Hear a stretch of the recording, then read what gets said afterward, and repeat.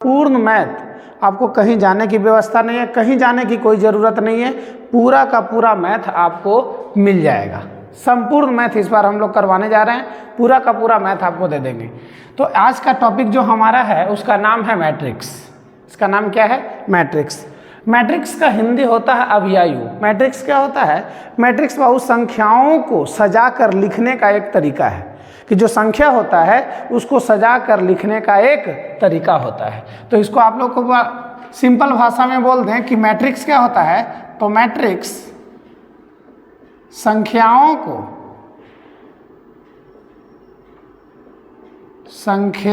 को सजाकर लिखने का एक तरीका होता है।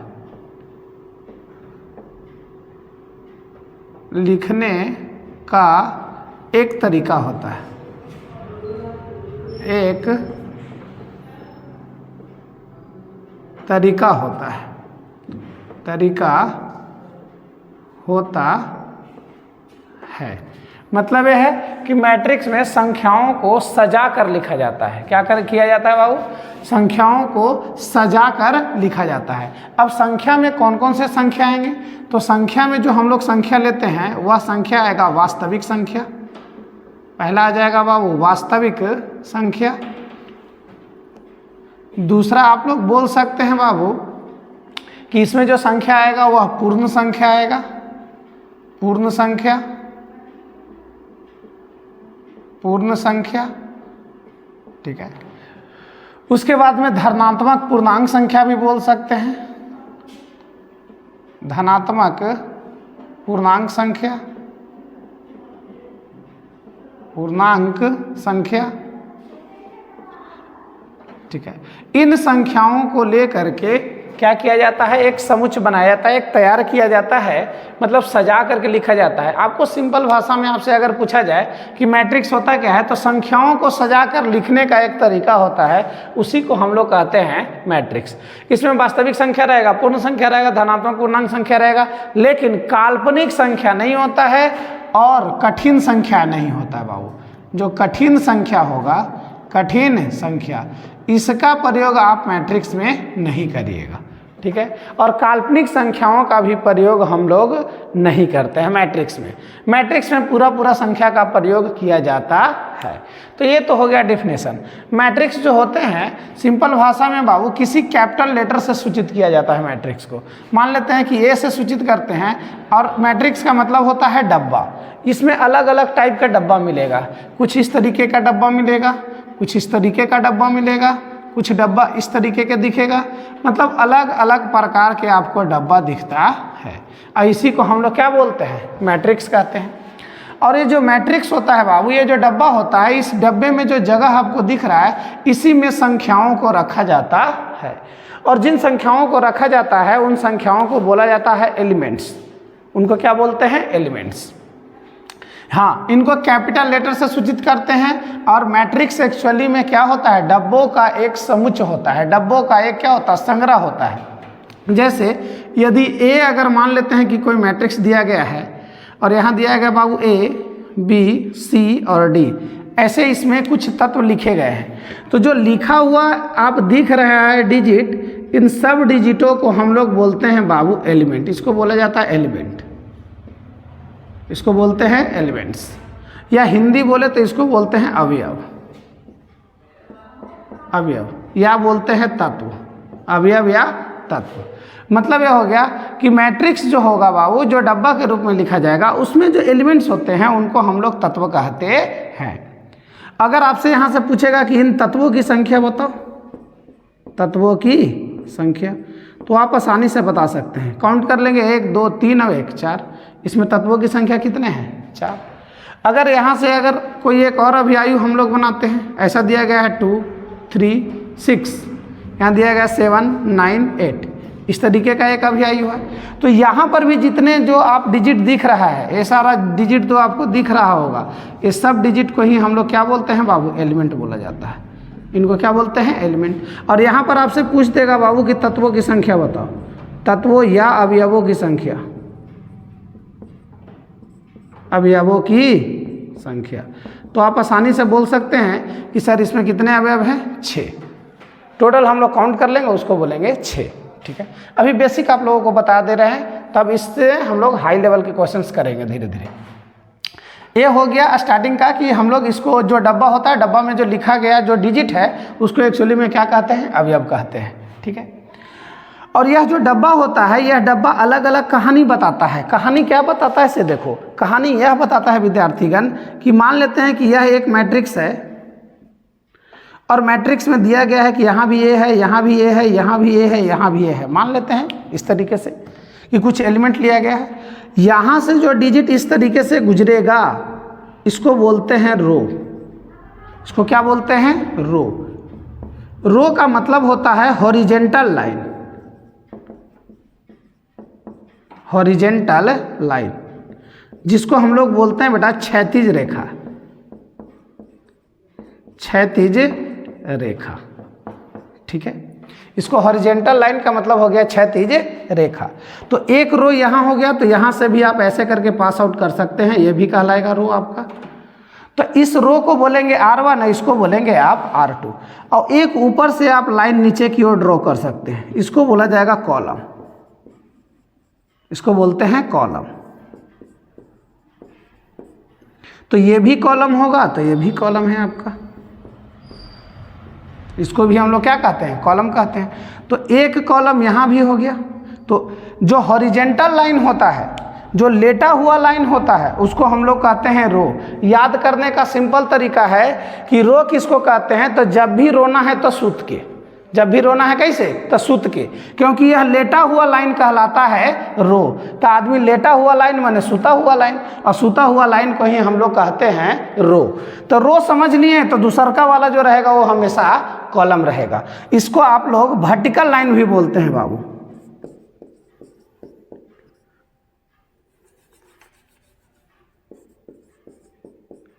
इसको बोलते हैं वर्टिकल लाइन, मतलब लंबवत रेखा, लंबवत रेखा।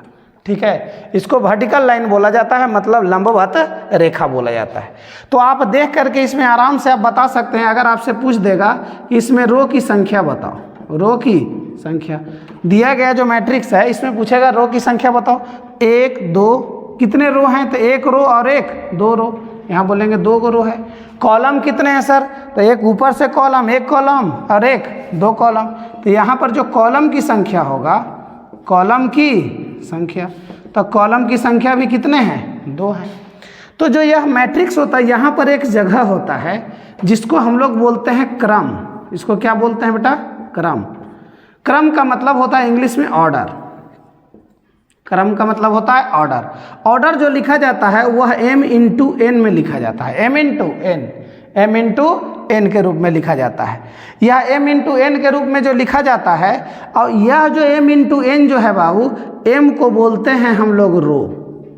ठीक है, और n को बोलते हैं क्या, कॉलम। यह n जो है वह क्या कहलाता है, कॉलम कहलाता है। मतलब ये हो गया कि यदि आप ऐसे समझें कि order of matrix, order of matrix, order of matrix का मतलब हो गया अभियायु का क्रम, अभियायु का क्रम। तो अभियायु का क्रम जो होता है उसको लिखा जाता है m इंटू n से, जिसमें m को हम लोग बोलते हैं रो और n को बोलते हैं कॉलम, m इंटू n। आप देख लीजिए रो की संख्या यहाँ पर कितना था, तो एक रो, एक 2 रो, 2 रो था। कॉलम कितने था, 2, एक 2 कॉलम, तो 2 रो था और 2 कॉलम है, इसलिए इसका ऑर्डर कितने का आ गया भाई, तो इसमें 2 रो बाई 2 कॉलम, इसको बोलेंगे 2 बाई 2 ऑर्डर का है। 2 गो रो है और 2 गो कॉलम है। एक और एग्जाम्पल देख लो इसी का, यहाँ पर समझ लीजिएगा। जैसे दे रखा है कि मान लेते हैं कि b बराबर दिया हुआ है 6 7 8 9 10 11, इस तरीके से दिया हुआ है। तो इसमें आप ढूंढेंगे तो यहाँ से जो लाइन पास आउट होगा इसको बोला जाएगा रो। तो इस वाले लाइन को भी बोलेंगे रो और इस वाले लाइन को भी बोलेंगे रो। इसका मतलब यह हो जाएगा R1, तो यह हो जाएगा R2, तो यह हो जाएगा R3। तो इसमें रो की संख्या 3 है, तो पहले रो लिखते हैं, तो रो लिख दिए। और कॉलम ढूंढो, ऊपर से नीचे की ओर आएंगे तो इसको बोलते हैं C1, ऊपर से नीचे आएंगे तो इसको बोला जाएगा C2। तो कॉलम की संख्या कितना, एक कॉलम एक 2 कॉलम, तो यहाँ लिख देंगे 2। लिखते हैं 3 गुने 2, लेकिन पढ़ते हैं बाबू 3/2।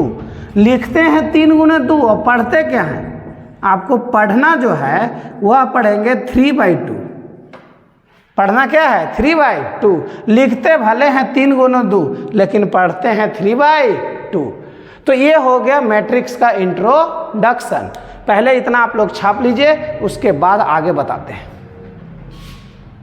तो बताएं क्या इंट्रोडक्शन ऑफ मैट्रिक्स चल रहा था, अब उसी में आगे की ओर आपको बताते हैं। तो अभी आपने देखा कि रो किसको कहते हैं, कॉलम। देखिए थोड़ा सा फिर से इसको समझा देते हैं आप लोगों को।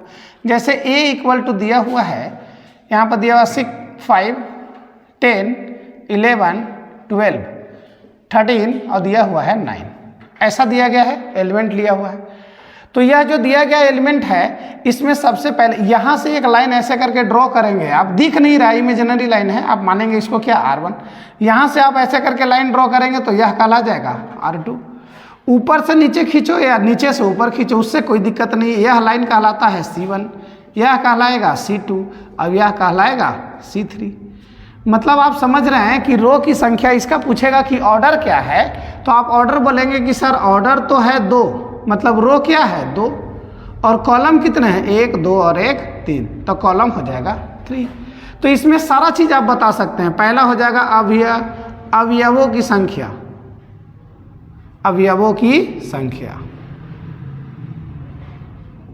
पहला हो जाएगा अवयवों की संख्या। क्वेश्चन इसी तरीके से पूछ लेता है, अवयवों की संख्या। बहुत छोटा छोटा क्वेश्चन पूछ लेता है पैरामेडिकल में विद्यार्थीगण, अवयवों की संख्या। तो आप अवयवों की संख्या के लिए काउंट कर लेंगे 1, 2, 3, 4, 5, 6, या अभी आपको बता दिए थे 2 × 3 बराबर कितना हो जाएगा 6। ठीक है, अब बोलेगा बाबू रो की संख्या बताओ, रो की संख्या। तो आप आराम से देख सकते हैं कितने रो हैं, 1 और 1, 2 रो हैं, तो लिख दीजिएगा 2। फिर पूछेगा कॉलम की संख्या, कॉलम की संख्या। तो कॉलम भी बता सकते हैं, कितने कॉलम है, पहला कॉलम, दूसरा कॉलम और तीसरा कॉलम। तो कॉलम कितने हैं 3। अब ऐसे भी जानते हैं कि इसको रो कहते हैं, इसको क्या कहते हैं, कॉलम कहते हैं। तो डायरेक्ट वे में एक थोड़े से परिचय के बाद इतना क्वेश्चन आपसे बन सकता है। इसके बाद देखिएगा, इसके बाद का इन्फॉर्मेशन ये बताता है बाबू कि इसको एड्रेस कैसे करेंगे। जो एलिमेंट दिया गया है इसका अपना एक एड्रेस होता है, हर एलिमेंट का अपना अपना एक एड्रेस होता है। तो एड्रेस किसको कहते हैं से समझो, कैसे किया जाता है एड्रेस। जैसे एक एलिमेंट लेते हैं आप लोगों को समझाने के लिए, यहाँ लिया जा रहा है A = यहाँ है A, यहाँ भी है A, यहाँ भी है A और यहाँ भी है A।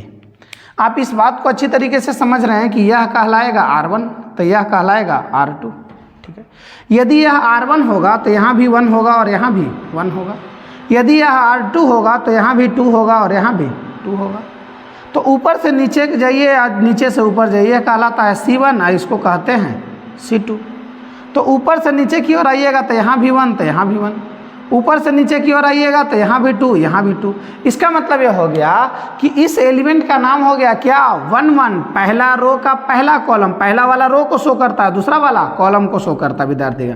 पहला वाला R तो दूसरा वाला C, सब जगह पहला वाला R तो दूसरा वाला C। R का मतलब रो तो C का मतलब कॉलम। R का मतलब C मैंने देखना नहीं रहा भाई, R का मतलब रो तो C का मतलब कॉलम।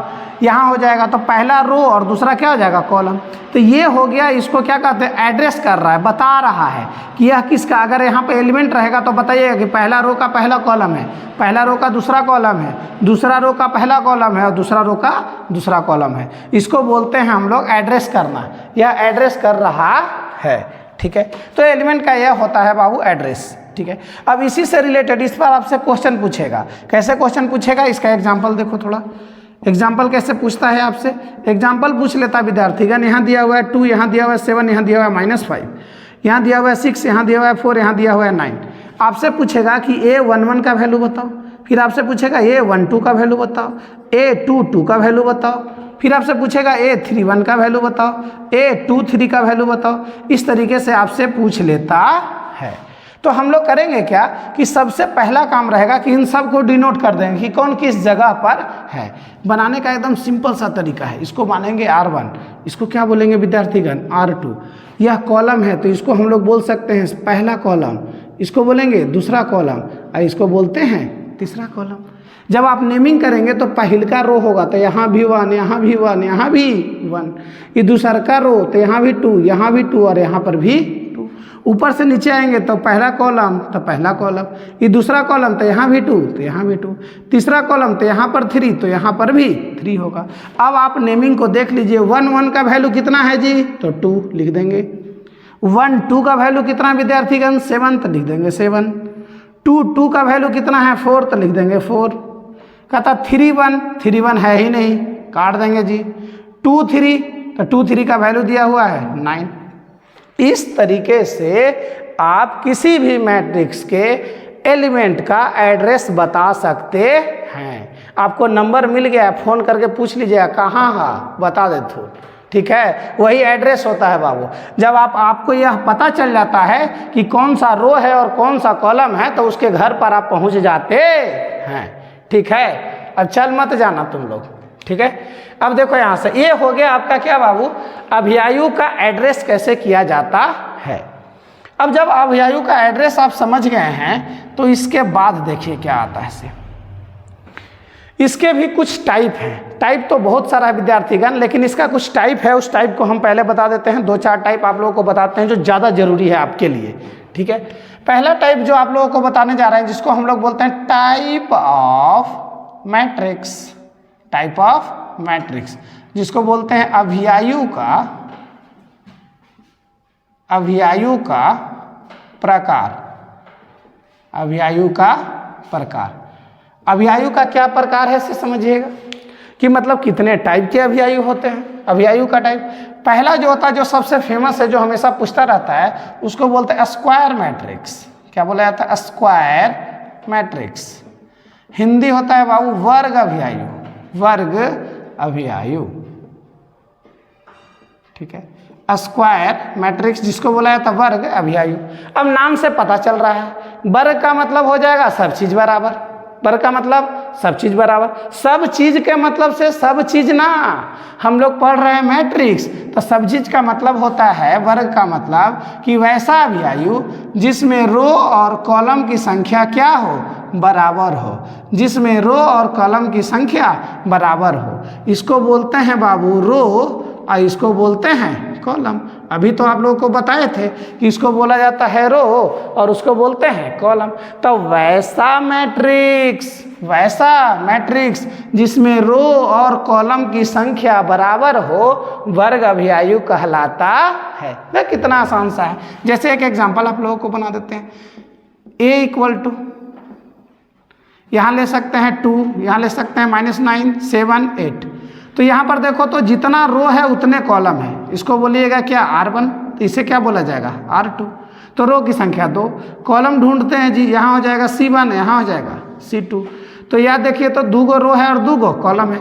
इसको बोलते हैं बेटा M और इसको बोला जाता है N। तो देखो तो M = N है कि नहीं। जब इस प्रकार के अभियायु की बात करेगा तो इसको बोलते हैं कौन सा मैट्रिक्स, वर्ग अभियायु। दूसरा एक और बताते हैं, इसको 2/2 का वर्ग अभियायु है। लेकिन इसी का एक और एग्जांपल देखो, आप बोलते हैं कि केवल अगर 10 लिखा हुआ है तब तो कोई बात नहीं, यहाँ से खींचेंगे तो R1, ऊपर से नीचे खींचेंगे तो C1, तो एक रो तो एक कॉलम। यहाँ पर भी देखो M बराबर क्या हो जाएगा N के, M बराबर N के, ये भी वर्ग अभियायु है। तो या तो वर्ग अभियायु आपको पढ़ना पड़ेगा 1/1 का, या तो वर्ग अभियायु आपको पढ़ना है 2/2 का। अब एक और आपका एग्जाम्पल बता देते हैं, उसको बोलते हैं 3/3। जैसे B बराबर दिया हुआ है, यहाँ 1 है, 2 है, 4 है, 7 है, 8 है, 9 है, 11, 12 है, यहाँ दिया हुआ है 13। अब इसमें रो की संख्या ढूंढेंगे तो यह कहलाता है R1, इसको कहते हैं बेटा R2, इसको बोला जाता है R3। ऊपर से नीचे आएंगे तो यह हो जाएगा C1, यह हो जाएगा C2 और यह हो जाएगा C3। तो रो की संख्या हो गया 3 और कॉलम की संख्या हो गया 3। रो की संख्या भी 3 और कॉलम की संख्या 3। इसको बोलते हैं M और इसको बोलते हैं N। तो देखो तो M बराबर N है, इसीलिए ये सब एग्जाम्पल्स जो दिए गए हैं वो सब के सब वर्ग अभियायु कहलाता है। ठीक है, यहाँ तक आप लोग आई थिंक समझ गए होंगे। सब विद्यार्थीगण इसको अच्छे से नोट्स बनाइए, इसको छापिए, उसके बाद आगे बताते हैं।